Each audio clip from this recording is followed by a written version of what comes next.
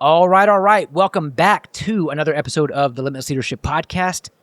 Joining you live at the 2025 APPEX Show in Las Vegas, Nevada, joined by a friend of mine, the founder and CEO. What comes first? I guess founder needs to come first. Yeah, I like founder. Then CEO of AutoFlow, my friend. Oh, and multi-shop owner. That's my great. friend, Mr. Chris Cloutier. Yeah, thank you, Josh. Yes. I got so many titles. I told my mom when I was younger, I said, she goes, Chris, what are you going to be when you grow up? And I said, Mom, I want to be president like every other young kid. Yeah. But not president of the United States. I just wanted to be like president of something. So now I'm like president of a lot of things. Yeah, you're right? president of a handful of things. Yeah. So congratulations on achieving that lifelong dream. Yes, I did it. Great job, man. It could have been a candy shop. I don't care. Just as long as I was president, You're president of something. Yes. And multiple things at that. Yes. So, well, Chris, if you would, man, go ahead and share with the audience who you are, what you do, and how you do it.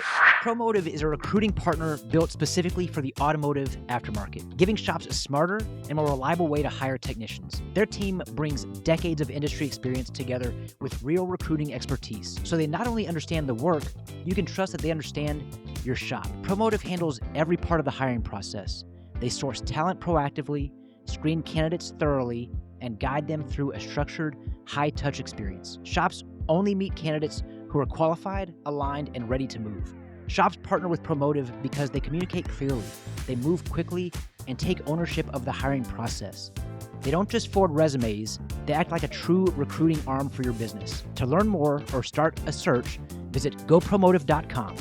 Book a call, submit an opening, and see how Promotive helps shops hire better. This episode is brought to you by Limitless Leadership, because great teams don't happen by accident, they're led on purpose. If you're tired of wearing all the hats, putting out fires, and wondering why your team won't step up, Limitless Leadership is for you. They help leaders transition from player to coach, who develop people and multiply impact. Through in-person or online leadership training like the Limitless Leadership Blueprint or their Roots to Results coaching method, their services are designed to help you tap into unrecognized potential to achieve limitless results and help you create safety and trust in order to provide clarity and direction. So if you're ready to stop managing chaos and start leading with purpose, head to limitlessleadership.co to book a complimentary discovery call today.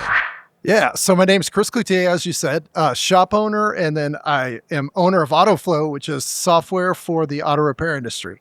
So when I bought a shop about 12 years ago with my brother, one of the things that we were trying to do was help the community, help everybody out with their car needs, but then also create like a transparent interaction with our customers. I hated it when I would go to, auto repair shop, I'd drop off a car and then I'd have no idea what was going on with it.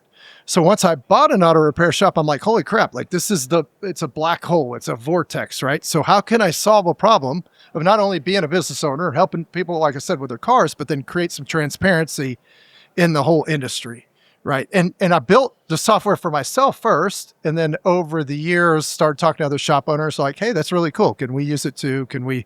And I'm like, absolutely. So AutoFlow never meant to take off. It was never supposed to take off, but it's one of those things. I built something, other people liked it, so now it's kind of taken off. So me, kind of who I am, I'm an entrepreneur. I'm a serial entrepreneur.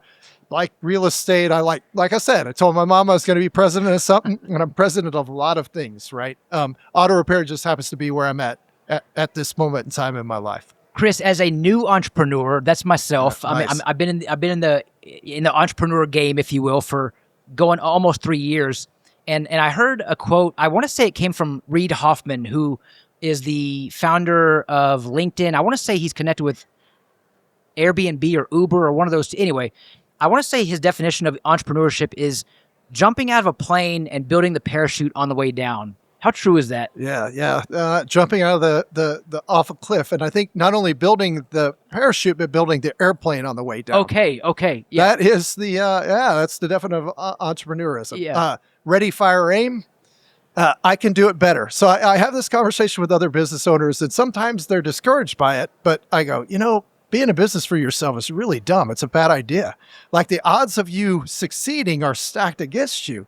So all business owners I know, they're a little bit dumb, a little bit stupid. They look at those odds and they're like, So there's a chance. Let's and go. they're like, well, you're a business owner too, Chris. And I said, yeah, I'm stupid. Yeah. Yeah, totally. Right. You got to have a little crazy in That's you to it. go do it. Right. I love that you shared that. To me, I feel like there's a fine line between courageous and crazy, and we're kind of walking the line, right? Yes. But I also think that, like, I call it blind optimism. It's Yes. like, I'm just so stupid, but I'm just so optimistic. Like, Yeah. just like, kind of like a dog, I guess. It's like all of a sudden I'm going to figure it out. I'm going to figure it out, and it's going to work out.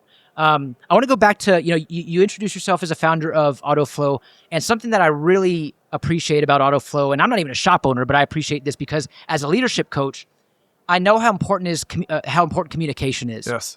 And we know that when there's a breakdown in communication, voids tend to get created, and oftentimes negativity fills those voids. So you put yourself in a customer's shoes who drops their vehicle off at a place that they don't know anything about automotive. They don't know what we know in the automotive industry, and they are forced to trust you with, in all likelihood, the second most expensive thing that they own behind their home.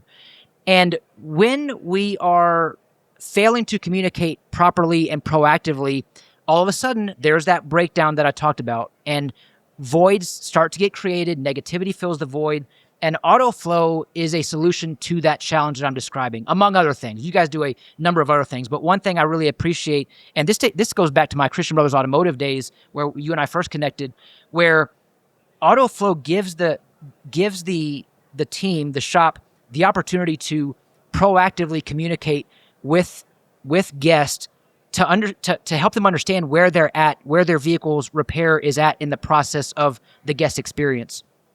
I'll ask you, what kind of, you guys are always evolving. In order to stay relevant, you always got to evolve.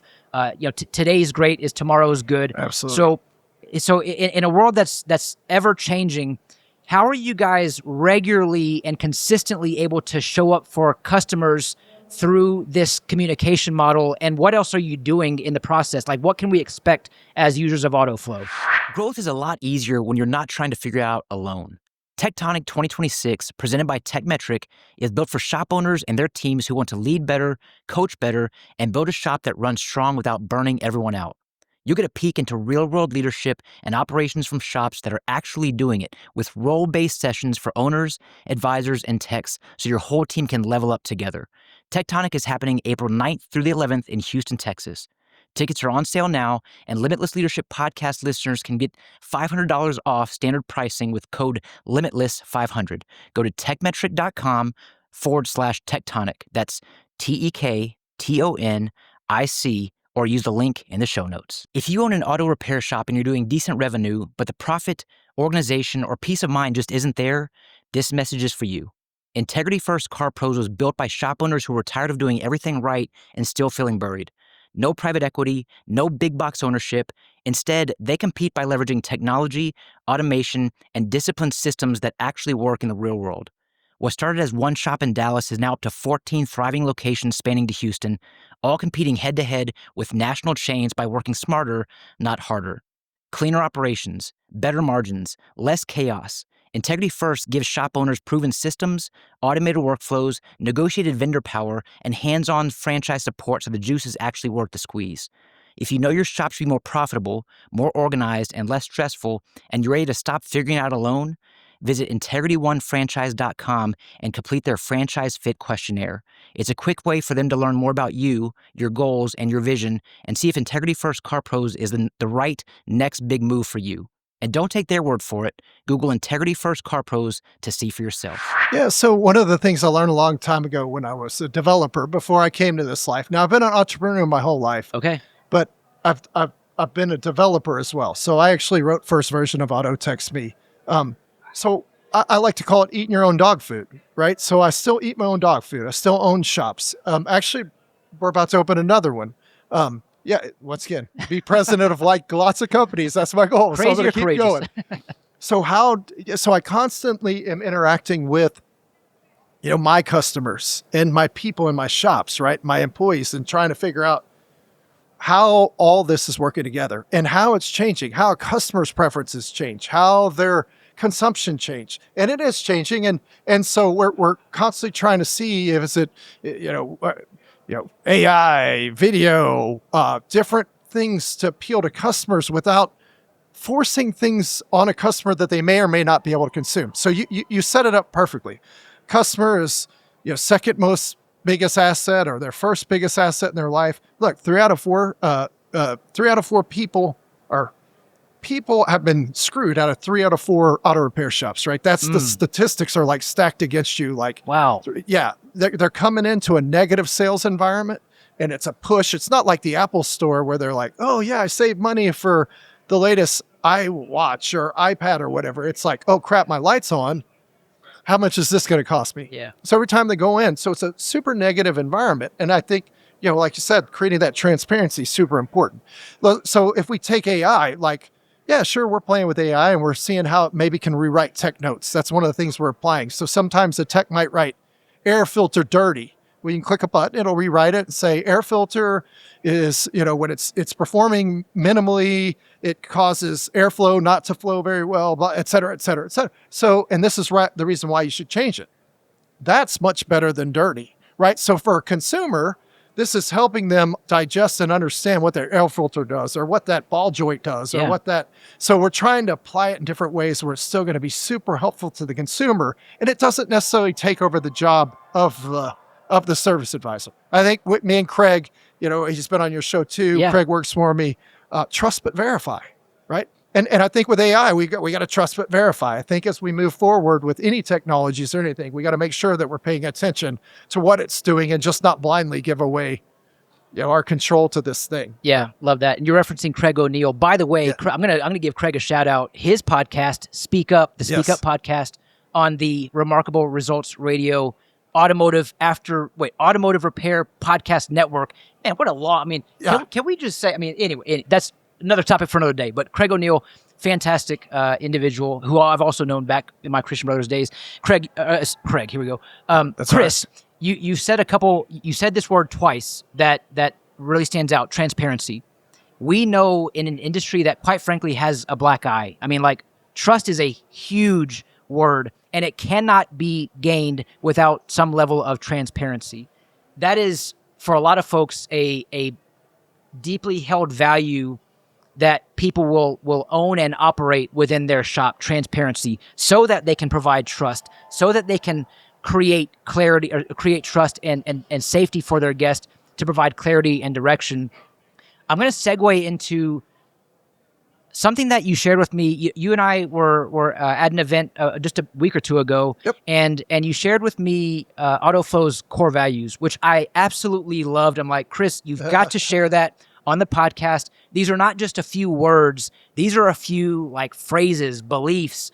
They truly are core values. Can you share with the audience those 3 core values that you shared with me? Yeah, absolutely. And you know what's funny, Josh, is before the 3, I had 6, right? Okay. So, a lot of companies, they go, well, man, we can't even find 5 or, so I'm one of those guys that I constantly thinking about how to improve not only myself, but company and how we interact with each other. And over the years, what I've really learned is core values become important to people who are in the organization.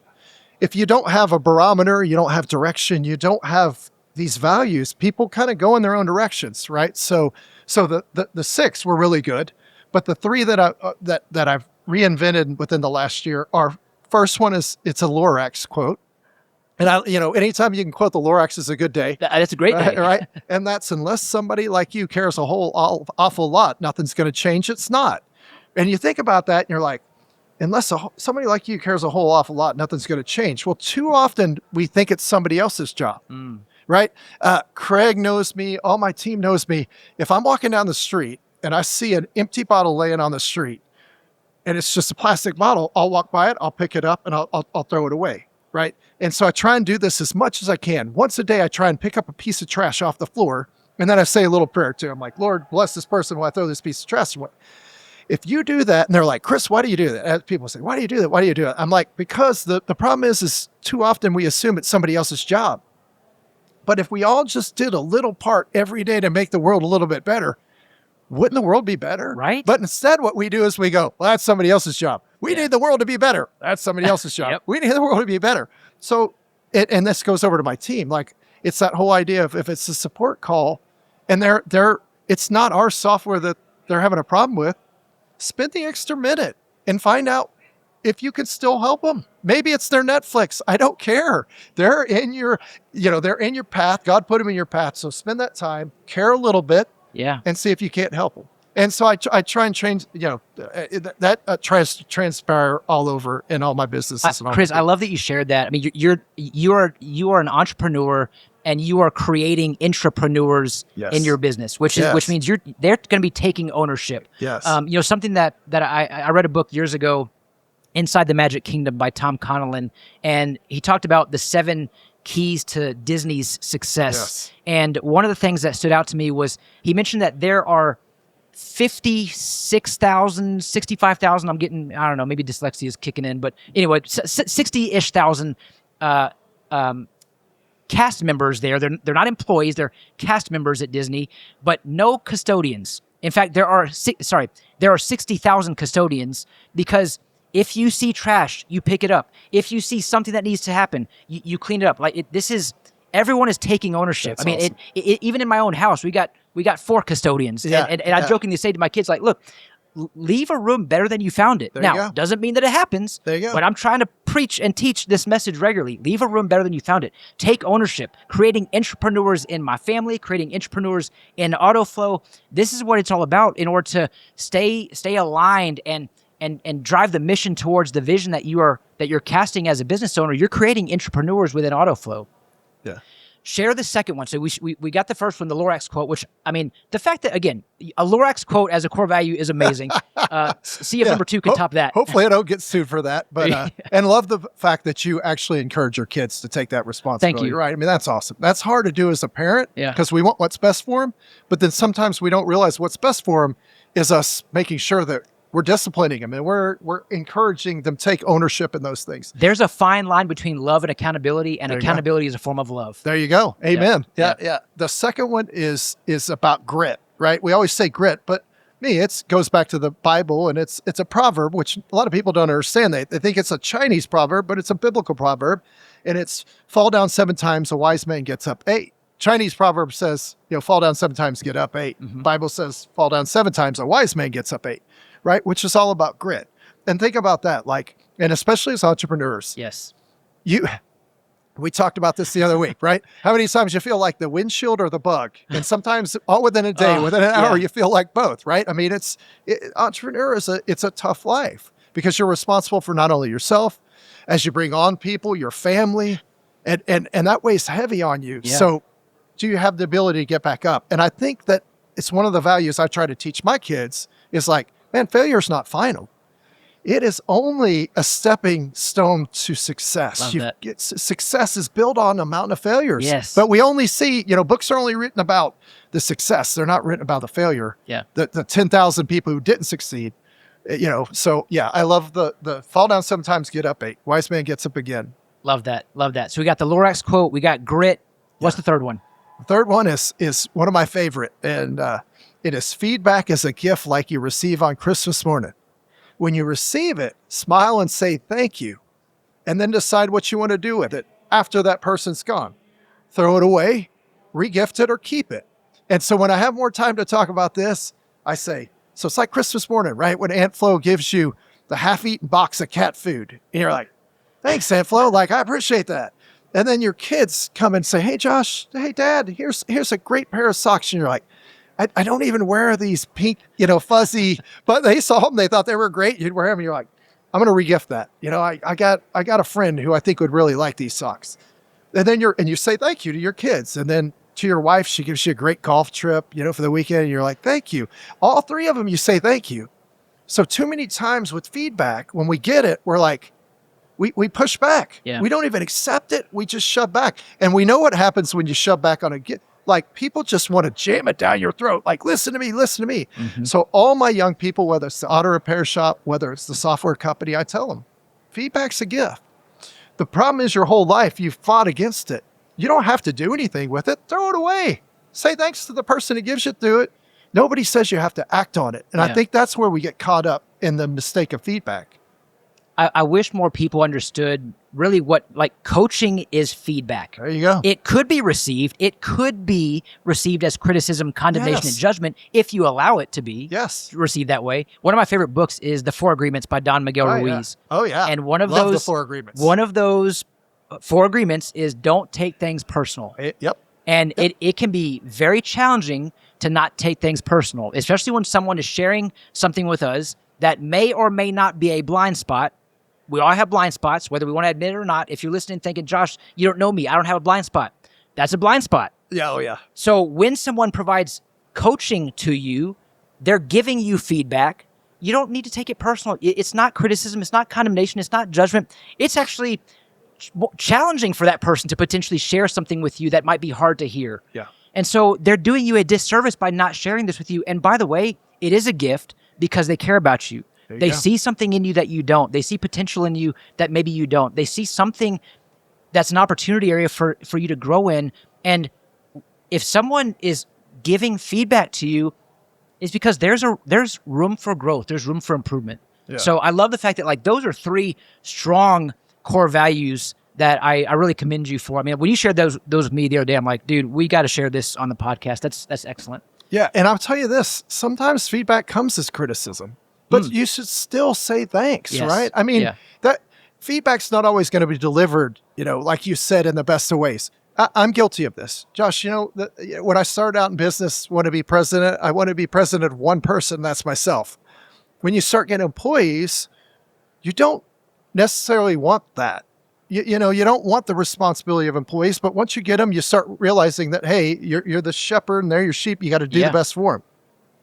Well, then you're going to start giving them feedback. You got to start giving them, and sometimes that comes in a form of criticism. It's not meant to hurt them or trash them. Sometimes it just comes out wrong. Sure. Right. Yeah. Sometimes, I mean, you ever been with your wife and you're like, hey, I don't want to really watch that show tonight. And she's like, I knew it. You hate my show. And you're like, no, I didn't mean it like that. But maybe you're a little grumpy when you said it. Yeah. Like, I don't really want to watch that show. Right. It didn't come out right. So we're human. Right. I think that's, once again, the mistake that people make is sometimes it does come in harsh. And look, like when I get harsh feedback, I'm not like, yeah, all right, awesome. But in the back of my mind, I'm like, I just need to thank this person. And then I don't have to argue with them. I don't. I can say, man, if that's your opinion, that's your thoughts, and that's great. Yeah. Right. I appreciate you telling me that and sharing me with it. And then I get to decide what to do with it. Once again, no reason for an argument, no reason to talk. And you know what? This world's kind of turned into you can't give people feedback. You can't really have conversations anymore because everybody takes things so personally. It's okay to disagree without being disagreeable. And unfortunately, a lot of us don't know how to be, how to do that. Yeah. So you talked about adding to the team. I mean, already as a solopreneur, you are wearing a number of different hats. I mean, you're wearing all the hats, and then you start adding to the team. So you're putting on more hats, and you're swapping hats, and a lot of hat swapping going on, right? You're adding to the team. You're starting to lead people. I'll ask you, one of the questions I ask every guest on this podcast is, what does leadership mean to you? How would you answer that, Chris? Yeah, the best definition, and I still cling to this day, is the John Maxwell definition of leadership is influence, nothing more, nothing less, which is a simple statement, but then I'll back it up with I think the Ford quote, unless somebody knows that you care, they don't care about what you say, or that nobody cares about what you say until they care about what you know. Yeah, nobody cares how much you know until they know how much you care. There you go. That's it. Yeah. Thank you. Unless you care for somebody, you can't influence somebody. Yeah. So leadership is about caring for people. It's about caring for their families. It's about taking the couple extra minutes to connect with them. Yes. I think a lot of entrepreneurs and business owners are afraid of that connection because it's the vulnerability that they're afraid of. Which is a strength, by the way. That is the connection, right? Yeah. If you're vulnerable with somebody, that's when they truly are like, hey, I get you. Wow, you're like me. You have pain like me. Yeah. You have joy like me. But we're afraid of sharing that vulnerability with people because, sure, people are people and they're probably going to screw you somehow eventually, right? I mean, that's the unfortunate thing. So we put up those walls, right? Yeah. Which we shouldn't. Not until they do. A good friend of mine says, people are going to people. Like people are going to people. There you go. And I love that you just talked about vulnerability. And as a reminder, it is a strength. It's not a weakness. Especially in a blue collar industry, I love talking about vulnerability in a training. Typically in a training, I'll introduce vulnerability, and specifically because I believe that we connect through authenticity, humility, and vulnerability. This is important, as you just shared, because connection creates engagement, and engagement is what increases performance. So a lot of us as business owners, as shop owners, as leaders, we're trying to increase performance. We're trying to increase revenue. We're trying to, we're focusing on the KPIs.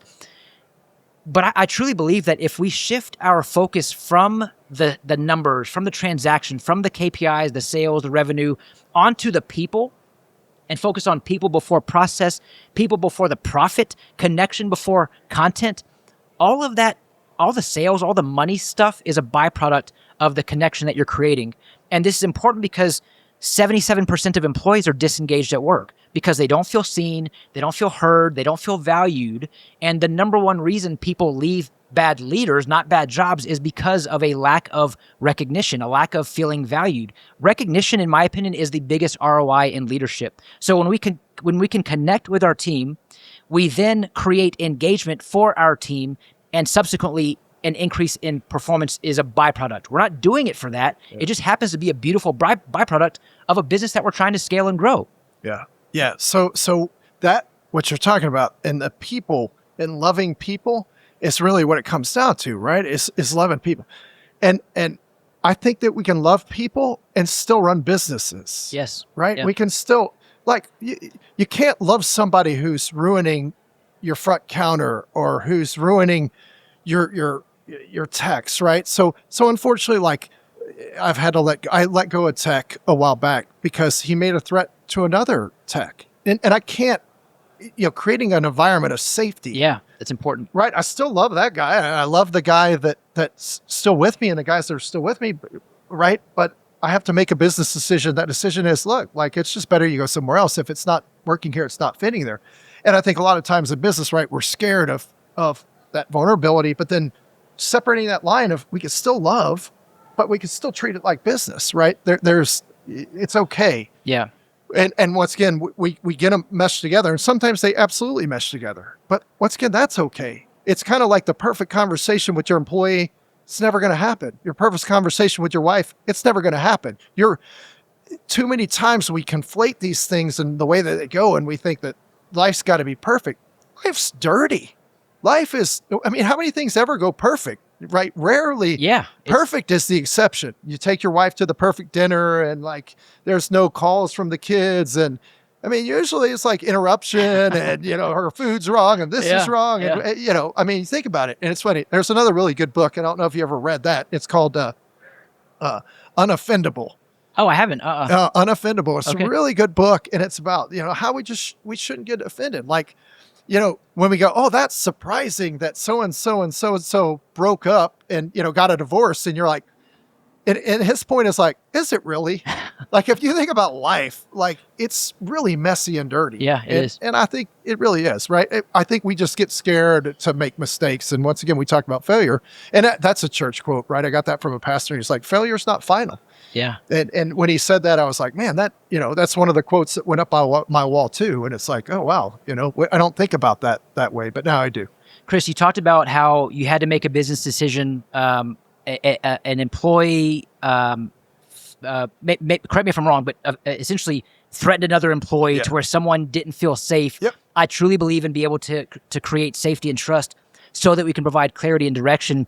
Speak to the shop owner who's listening, who they have a good team, maybe not a great team, and they've got a couple of team members who are just constantly, there's this tension, there are these attitudes, I don't want to say toxic. I feel like that's kind of a buzzword, but I'm not going to say it. Like, speak to the shop owner who probably deep down knows they need to make a change, but they're not doing it. Man, I'm going to give credit to Norm Gaither. He was the first one I ever saw do this. And Norm Gaither, he's a trainer in the tire industry. A lot of people know him. He started 20 Group a while back, and just great guy. And so I was part of his 20 Group, and this was the perfect description of what you're talking about. And so he puts a picture of Noah's Ark, and it's a cartoon pictures of Noah's Ark up there. All these animals are hanging off the edges, and there's a woodpecker. And the woodpecker has now drilled about 27 holes in the boat and he's still drilling holes, right? And he goes, that's your woodpecker, right? You think of that employee as your woodpecker. Sooner or later, that employee is going to sink that boat. If you don't get that woodpecker off the boat, he's going to sink it. But we don't think of it that way. We don't think that that one guy's that we know that we got to get rid of. Their cancer spreads. Yeah. Right. Yeah. And we've got to be able to say, hey, we got to cut it out before it metastasizes and goes everywhere. Yeah. But I always thought that woodpecker description was one of the best one I ever received. Hey, I'm stealing that, man. No, I love that. That is amazing. Yeah. That is so good. You probably get an AI generation of Noah's Ark with some holes in it. No, I like the idea. Well, so the second question I ask every guest on this podcast is, what is the best advice that you've ever received from a coach or a mentor? How would you answer that question? Best advice I ever received by a coach or mentor. I could give you a bunch, okay. but the one I like probably the most that I think matters when it comes to entrepreneur and business is you always got to be willing to step away from the table. And that can mean a lot of things. It can mean the ability to say no, right? And I think as entrepreneurs and business owners, we got to be careful with the time that we have and the people that we have and the resources we have.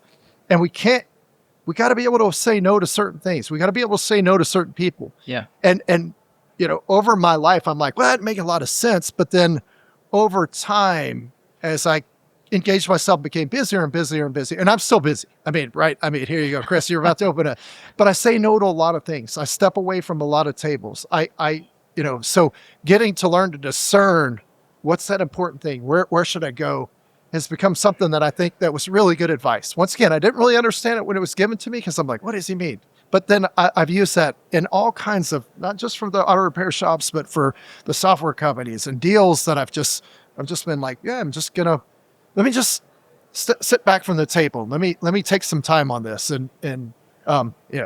So it's biblical too. Be still, right? It's hard for us to do.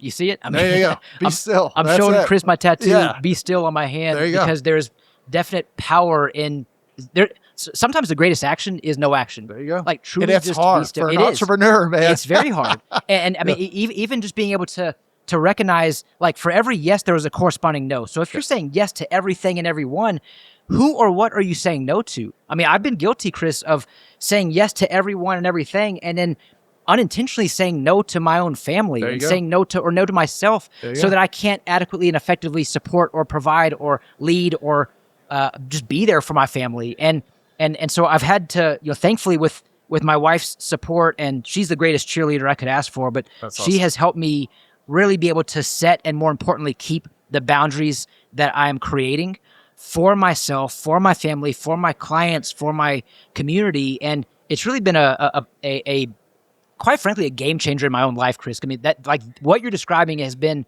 a challenge for me in the past, but over the last, I'd say 4 or 5 years, especially with my wife's help, I've been able to work on that. Let me ask you this, Chris, because man, you are a wealth of knowledge. You are an avid reader. Let me ask you the same question. What's the best advice you can give to our listening audience? Putting you on the spot, but I know you got a lot of nuggets. Oh man. Shoot. Man, that's a tough one, Josh. I would probably say that's it. Like, I'd give it back. Like, be still, right? Like, be willing to back away from the table. Be willing to take that time to think. Be willing to take that time to understand what you're getting into and engaging. So that's hard. Once again, like, I'm not discouraging entrepreneurs from not being entrepreneurs or business owners from being business owners. We should. Yeah. And going back to our original thought, like, business owner says, here's how business starts. Oh, I hate the way that guy does it. I can do it better. Yeah, and that's how this starts, right? Yeah. Like, the napkin of the Southwest, hey, if we just did this, we could just do this. And Southwest, it's now this huge thing. So I would say just be considerate as you continue, because I've also seen it too, where entrepreneurs and business owners have gone too far overboard. And then they get massive debt and they like you said, lose family. Mm-hmm. Is it worth it to gain the whole world and lose your soul? Not really. So, and I've had to learn that. I still, married to my wife for 20 get it right, Chris. 23 years now, 2 kids, 14 and 16. But Well, I'm not going to tell you that it's always been easy, right? Now I'm going to tell you this, and I'll say this about your wife, which is true. Behind every good man is an even greater woman. Yeah. So if you got, and that's what my wife was, she was a cheerleader. She cared for me and she knew my heart. And so she let me go do it. Right. And she knew that's where I needed to be. And that's what which I'm forever grateful for. And I'm forever grateful for God for like putting this woman in my life who supports me. But then, we talked about this, I think the other week. I'm like, I told her and I promised her, I can have holes in my socks, but you and the girls will never have holes in your socks. So I will do whatever it takes to make sure y'all have brand new socks. And if I have holy socks, I don't care. So I just, that be still, it's a good one. And once again, that's probably the advice I would give. Just love like, don't not act. Because one of the things I love about entrepreneurs is we act. We ready, fire, aim, baby. It's like, shoo, pew, pew, pew. But it's okay while you're firing to think, hey, let me aim for this target versus every target out there. Right? That's so good. Yeah. Well, Chris, I know you're not one to promote promote AutoFlow, but I'm going to ask you, like, for our listening audience who doesn't know what AutoFlow is and how AutoFlow could help, could you share just a little bit about what it is, how it can help, and then where can our audience get in touch with you to learn more, or whoever from AutoFlow to learn more? Yeah. So I can. I don't like to, when me and Craig, we go and we speak and we teach at a lot of events and stuff like that. And we talk about communication. We love leadership. It's a great topic. We talk about technology and experience, like how they can work together for the betterment of the customer. So that's really what AutoFlow does. And I'll just keep it high level, right? Like we talked about earlier, it's allowing to create that transparency, whether it be appointment setting, when the customer's looking, helping you get good reviews, right? So it's part of this whole customer journey we're looking at. And we've kind of built this CRM system that goes from end to end, from the first part of scheduling to once somebody's in the shop, it's the text updates, it's the inspections, but it's so much more than that because we have like a quality control form. So it helps the shop be efficient, productive, while that car is going through there, stay and stick it with the customer. And then afterwards that reconnect with them, stay connected with them. What we kind of talk about is traditional CRM, which is the follow-up, stuff like that. Yeah. So AutoFlow is really about staying connected with that customer through that whole customer journey from the time that they're looking for your reviews. So some industries it's called CSI. How do you rank with the customer, right? What are they looking at? For us in auto repair, it's like, what are your Google reviews? What's your rating? Yeah. Right? Is it 4.8, 4.9, 4.7? Because we know when that customer searches, they're going to first look and say, okay, what does Google say? Oh, okay, it looks pretty good. Now can I go schedule an appointment on the website? I know a lot of shop owners like, I don't want to do scheduling. I think a lot of shop owners have come around. It doesn't necessarily mean you're going to fix the car right then. You can say, hey, we're just making a slot so you can bring the car in. And you can still have the conversation that depending on the complexity of it, we might need you to leave it for the day. You can say that in your scheduler. Hey, this is just allowing you to allot the time for it to get in here. And then once again, that constant contact and touch during the visit. So text message is still the kind of the way we communicate in short bursts right now. And I think a lot of people have come around to it. We still see people hesitant to it. And I say, look, like this is a joke I tell people, like, when I first started Auto Text Me, I realized that I could text my wife while I was working, I love you. And then she'd text me back, I love you too. And I realized I just saved a 5-7 minute phone call, right? You're right though. But my wife still, she's not like, oh, I didn't spend 5-7 minutes. I'm like, well, if I could text my wife, I love you, I could text my customer, hey, we got your car. We're looking at it right now, right? The sentiment's still there, right? It doesn't, it's like my wife doesn't feel any less love that I sent her a text message. Now, if that's all I did was send her text messages all day long and all week long and never saw her, there would be a case, right? So that's really what AutoFlow is, just staying connected with that customer. You're creating efficiency as long as you make sure that you're texting your wife, I love you, and not the customers, and everything's gonna be fine. We're all good there. You have to watch that. Yeah, sometimes. Be careful. Yeah. Well, Chris, man, thank you for sharing. Thank you for being on the show. Absolutely. How How can our audience get in touch with you or someone from AutoFlow? Where do we need to go? www.autoflow.com. Excellent. Yeah, and then you can find Craig, you can find me, sales team. I got a great group of people. There's a lot of people in my company. I really, awesome. Yeah, the Lord's blessed me a lot with this. Very good. Chris, man, hey, the Lord has blessed me with you in my life. You and I are still getting to know each other, but I got to tell you, man, the little that we have spent together, the time that we've had together, the conversations that we've had, you've been a blessing for me, man. I mean, That's awesome. I'm not just saying that lightly. I don't want you to take that lightly. In a new entrepreneur is what I still consider myself to be in this season of trying to grind, but also like have the boundaries and try to scale. I appreciate being able to lean on folks like you who have been there, done that, and I really value our friendship and where it's going to keep on going. Awesome. So pleasure to be on, Josh. thank you, my friend. Yeah. And thank you for tuning in to yet again another episode of the Limitless Leadership Podcast. As you know, every episode we look to transform our leadership skills by tapping into unrecognized potential to achieve limitless results. So thanks again for tuning in. Have a great day, everyone. Don't forget to smile today. Don't forget to tell your loved ones how much they mean to you. I'm Josh Parnell, reminding you to keep leading well.